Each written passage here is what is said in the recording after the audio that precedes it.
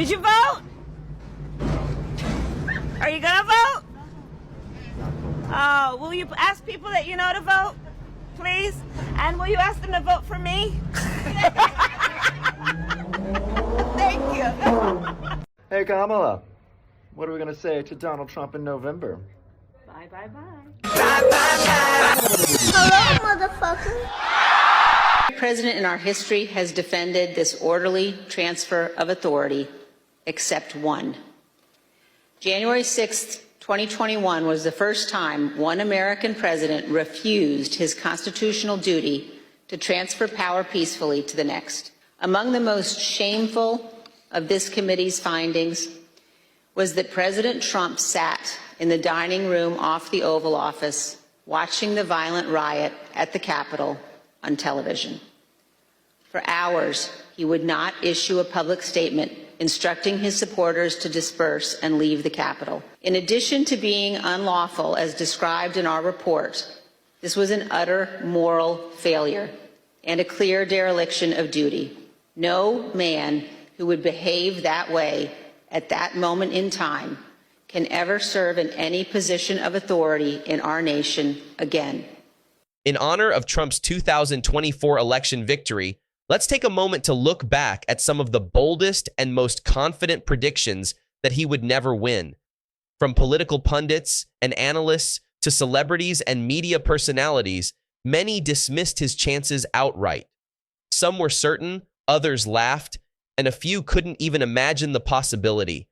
This hilarious compilation highlights all those moments when Trump's chances were underestimated and how he proved them all wrong. Let's dive in. So what are you going to do if Trump wins? Nothing. Nothing. Going on with my show and making jokes at his expense every week. And that's why this is a great country. Because as crazy as he is, he didn't do anything about it the first time. So I'm just not going to lose my nervous system about, now he could, he's insane. So he could start sending people to Guantanamo Bay. I don't put anything past this guy. He thinks they're eating the cats and the dogs. But am I going to worry about it? First of all, I'm not going to worry about it, Phil, because he's not going to win. I put my marker down on this last week. I am not even... Sorry. You said before, that's not going to do it. That's not going to do it. That's not going to do it. This time you said this. Right. That's why I feel like I have credibility on this issue. I have been known as a Trump alarmist. And now I'm saying I'm not even nervous. I don't think it's going to be close. Bill Maher predicting Kamala Harris was going to win is like me predicting my dog is going to drive me to work. It's adorable, but completely delusional.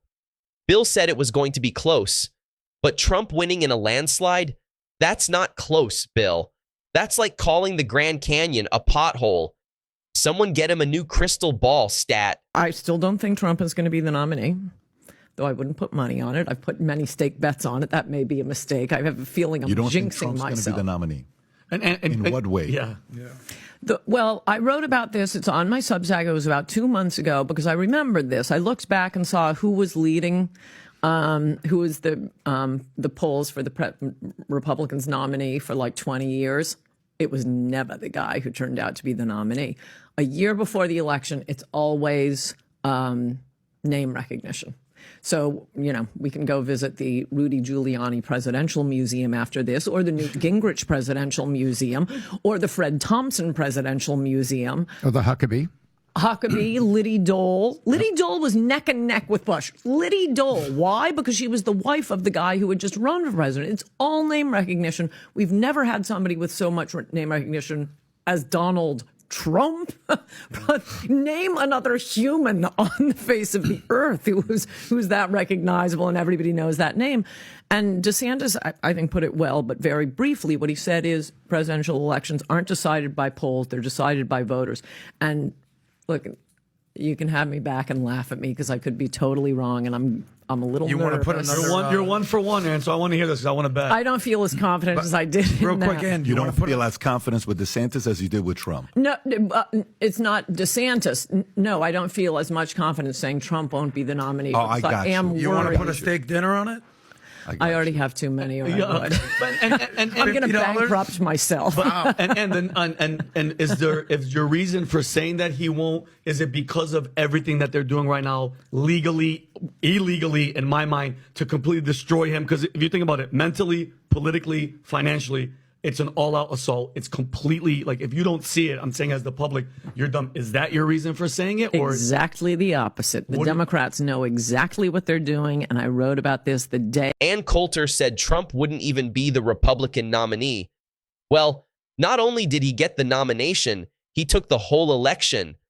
Talk about a plot twist, Ann. Might want to stick to weather predictions instead. I have a couple of things to think about for tomorrow, everybody. Number one, Trump's going to lose. He's going to lose badly. He's going to be wrecked. I don't know what the electoral college count's going to be at the end of this, but it's going to get loud and it's going to get hard for him. Their panic is extraordinary. Their events in Georgia and North Carolina are basically about as well attended as a Pokemon card trading convention in Ass Crack, Alabama. This is a campaign in freefall. It's really, really fucked up. Donald Trump is now in the same position that he described Hillary Clinton in 2016. He's weak. He can't finish his sentence. He's sick. He's meandering. He's probably dying at this point. His party is splitting apart.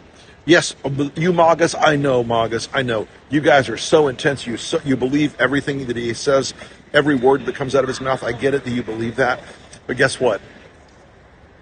He's been lying to you all along about a lot of things, and you're about to realize it tomorrow. Now, I want to say something to you, Donald, and your little minions, and your whole enabling class of the sort of MAGA influencer class. Donald, if you try to steal this election tomorrow, and we know you're gonna try, I promise you one thing: you will die in prison alone. Your family will be broken. Every property you've ever owned will be taken from you, because you will be violating the law. You will be breaking every possible law when it regards elections. You're going to do it. I know you're going to do it. So your chance of dying in prison is going to go way, way up if you do what you think you're going to get away with. It's not going to work this time. It's just not. You're going to be it's going to be very, very tough, Donald. I would be super careful if I were you. I think really hard about the fantasies some of these jackoffs around you are selling you. And I think really, really hard about some of the bullshit that you're selling yourself. Oh, this is getting good.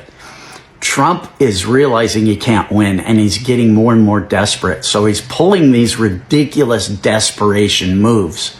First, he had his hate rally, where he did nothing but have people come out and spew hate speech, one after another, after another, after another.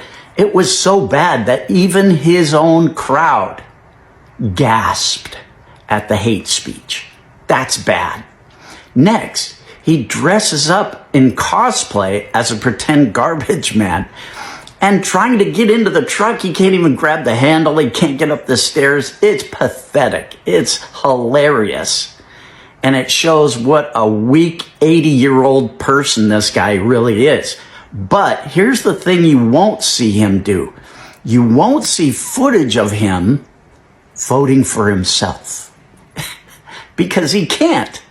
As a resident of Florida and a convicted felon, he can't vote for himself until he serves his entire sentence. That's Florida law. Oh, God. Oh, my God. Only in America, and only with Trump in the mix, would this ever happen. I tell you, we are a joke on the world stage. It's pathetic. Cheers. Get out and rock the vote. 3 days later. All right, the Trump situation. I'm done. I'm so done. I want to thank everybody that followed me, everybody that made a post on one of my videos, commented, shared it, did whatever you did. I so appreciate you. Maximum respect. But I think this is going to be my last political post on this channel. And I made this channel as a personal quest, as just something I wanted to do, personal. I wanted to kind of spread. I wanted to spread enlightenment and try to elevate some people's thinking, especially on the right. I wanted to try to wake them up and see if I couldn't get them to see the light and the error of their ways and get them to start voting in their own best interest instead of voting for plutocrats that want to do nothing but exploit them. The plutocrats see Trumpanzees as a cash crop, and that's it. That's why Trump loves the uneducated, is fleece the sheeple. That's all it is. And he's going to ruin this country to do it. Trump will burn this country down if it means he can rule over the ashes, because that means money in his pocket. He doesn't give 1/5 of a half-eaten shit about America or Americans. He's gonna fuck his followers over so bad with his tariffs. They don't understand that they are the ones that pay the tariffs. Not China. They pay it through higher prices in everything they buy. I tried to make that clear to them, but it's not going to happen. So Trump is partnering with Elon Musk in what's called a hostile takeover of the United States. If you haven't seen the movie Wall Street, go watch it, because that's what's happening. But it's happening on a different level. We got corporate raiders that are raiding the country, Trump and Musk. So they have handed the country over to Gordon Gekko. Again, it'll make sense once you watch the movie.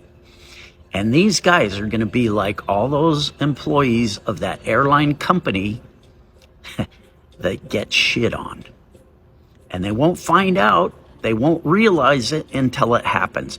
And maybe even after it happens, they won't understand, because once the shit hits the fan and the pain starts to hurt them, Trump will just come out and blame somebody else or something else, and they'll believe it, because they always have in the past.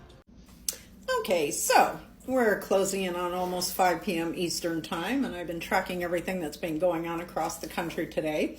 And my most important encounter was when I went out to get my champagne. I was talking to the guy in the store, of course, asking him, did he vote? And he said he did early voting, and he asked me if I early voted. And he asked me, why I was getting the champagne. And I said, because I'm going to be toasting Madam President tonight. And he just looked at me with kind of like a smirk on his face. And I said, she's going to win this, right? And he says, oh, well, it's very, very close. And I said, no, it's not. He says, well, what do you mean? I said, no, it's not. The women of America are making their voices heard.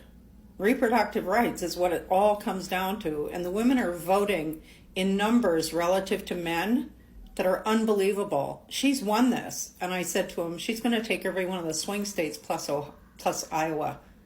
And he said, oh, but the numbers are so close. I said, I'm a political analyst. I'm telling you right now, the numbers are there. She's taking this election. And then I said to him, you realize, and he didn't tell me who he voted for, but of course I knew. And I said, you do realize you wasted your vote, right? And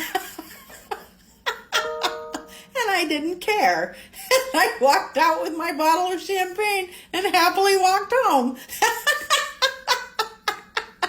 Bye-bye.